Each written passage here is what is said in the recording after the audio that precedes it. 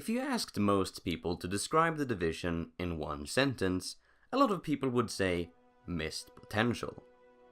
Everywhere you went in that game, you could see the potential hiding between the lines, held back by stupid development decisions, bugs and glitches. Don't get me wrong, I actually really liked The Division, but there were a lot of things that could have been done so much better. And by the looks of it, The Division 2 seems to be doing just that. Hey everyone, my name is TheiPadCat, and in today's video we're going to discuss what I see as a slight problem with The Division 2. And don't worry subscribers and fans of The Last of Us, this video does not mean that I'm abandoning The Last of Us content. But as information on part 2 is scarce and I'd like to still be able to put out content regularly instead of spreading out the videos or not uploading at all until there's new info. This video is of course based on my opinion and nothing else. But with that out of the way, what are we waiting for? Let's get right into this. So The Division 2 was announced a couple of months ago, and it was showcased for the first time at E3. Despite that it looked like a huge improvement over the first game, I still have a problem with it. Why? Well, it's because of the setting. No, not like the physical geographical setting. Yeah, I sorta would have preferred another take on New York City from the first game, but Washington is cool as well. And I don't care one bit either about the political stuff. If Massive wants to make a political or non-political game, that's up to them. In the end, games are ultimately an art form, and the artists have to be able to create that art the way they want to. Freedom of expression, like I've said in my previous videos. No, what I mean when I say the setting is when it's set in time. Now why is that a problem, you might ask? Well, I'll get to that. You know me, if you haven't figured it out yet through my obsession with The Last of Us or the fact that I literally stated in my channel bio, I'm a big fan of post-apocalyptic universes.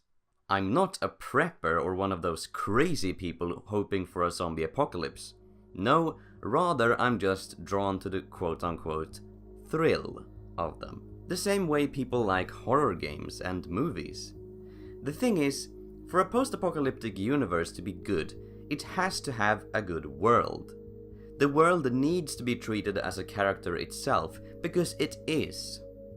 Anybody can make a game with some run-down buildings and put some zombies in it and call it post-apocalyptic.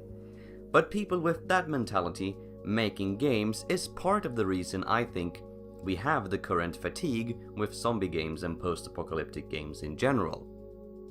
The world has to be compelling. It can't just be about shooting zombies or other enemies or a story which doesn't incorporate the apocalypse at all. Going back to The Division and missed potential, it had such a promising story scenario, and world for that matter too. In the marketing for the game, they emphasized that the game would be about saving what remained of New York, which sounded so cool. Apart from that, The Division is actually based on a real directive in the United States called Directive 51, that's supposed to ensure continuity of government in a catastrophic situation. And on top of that, the apocalypse itself was caused by a very real disease that has plagued humanity before. Smallpox.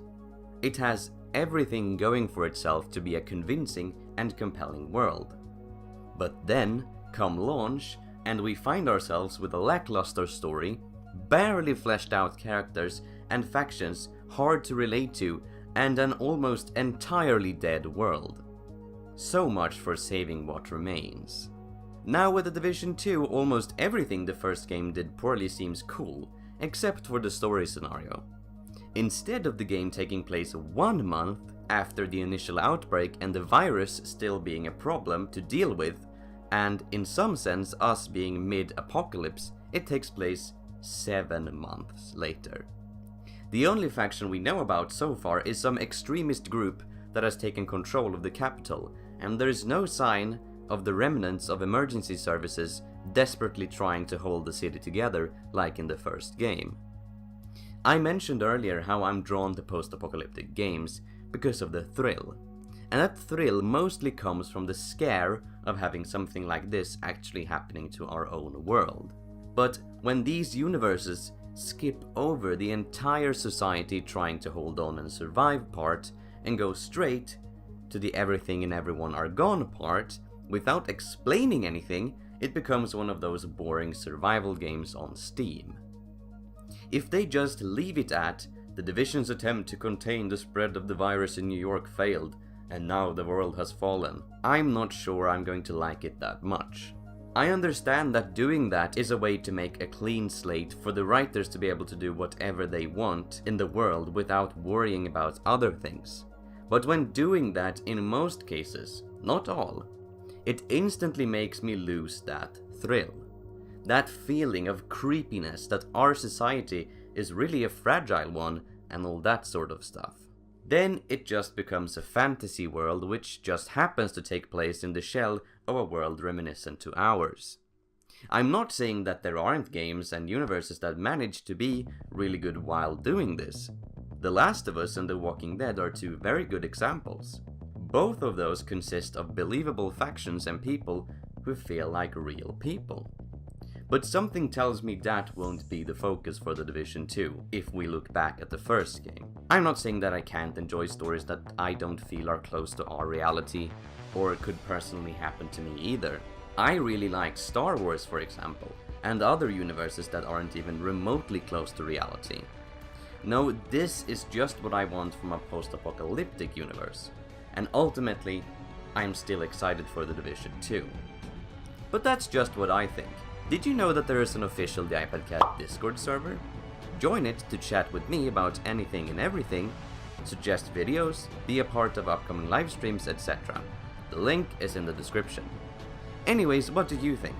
Do you agree with my points? Disagree? Do you think the world of The Division 2 will be compelling? Tell me in the comments down below and let's discuss it. And until next time, have a great day.